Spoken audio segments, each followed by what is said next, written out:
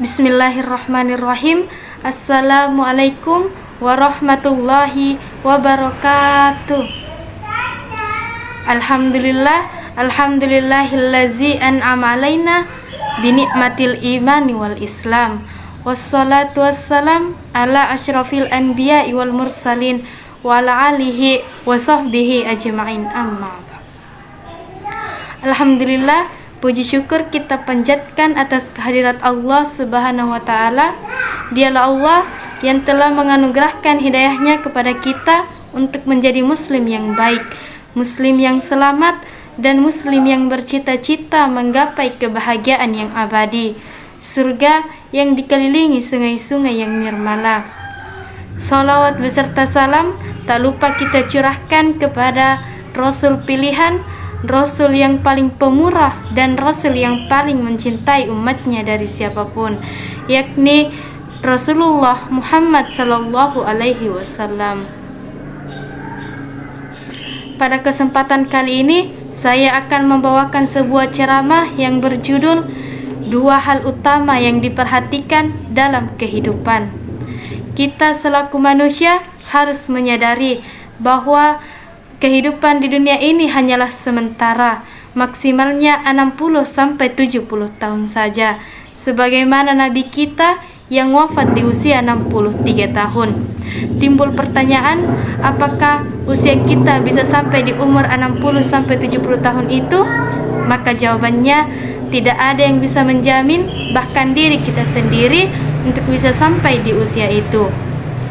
Bisa saja Allah Subhanahu wa ta'ala memberikan kita diskon umur sehingga umur kita tidak sampai pada usia itu, dan bisa saja Allah Subhanahu wa ta'ala memberikan kita diskon umur sehingga umur kita bisa melewati umur itu. Maka dalam mengarungi kehidupan ini ada dua hal yang perlu diperhatikan. Yang pertama, bersyukur atas apa yang diberikan oleh Allah Subhanahu wa ta'ala. Kita harus yakin teman-teman sekalian bahwa pemberian Allah sangatlah banyak. Tidak ada satupun manusia yang mampu menghitungnya, bahkan dengan bantuan alat secanggih apapun itu.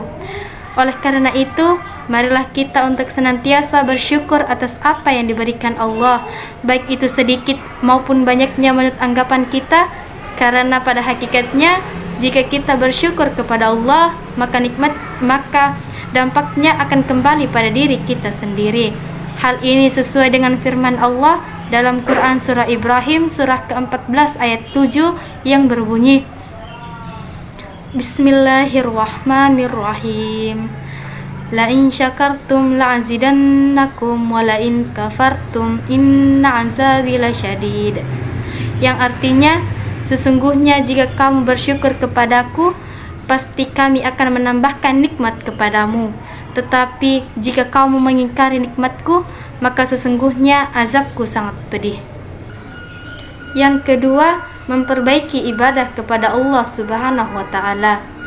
Kita selaku manusia harus menyadari bahwa tujuan utama diciptakannya manusia hanyalah untuk menyembah kepada Allah. Sebagaimana firman Allah dalam Quran surah Az-Zariyat surah ke-51 ayat 56 yang berbunyi, Bismillahirrahmanirrahim. Wa ma khalaqatul jinna wal insa illa liya'budun.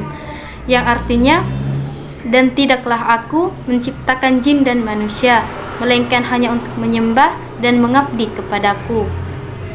Dari ayat tadi jelaslah bagi kita bahwa tujuan utama diciptakannya manusia adalah untuk beribadah kepada Allah, bukan yang lain seperti makan, minum, lari, ataupun sebagainya.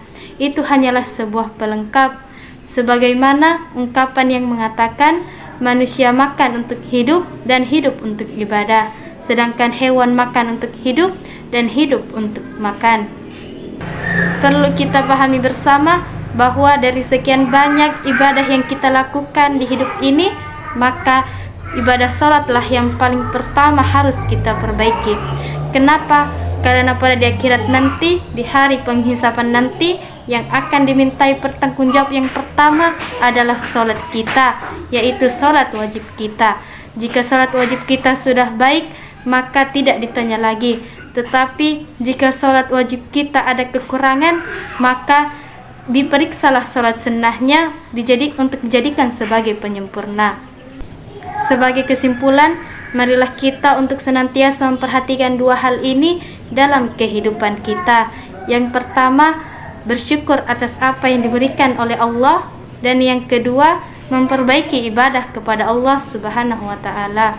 Mudah-mudahan dengan mengamalkan dua hal ini bisa menjadi sebab kita mendapatkan kebahagiaan di dunia, terlebih-lebih lagi kebahagiaan di akhirat kelak. Amin ya rabbal alamin. Cukup sekian yang dapat saya sampaikan. Saya akhiri dengan ucapan wabillahi taufiq wassa'adah. Wassalamualaikum warahmatullahi wabarakatuh.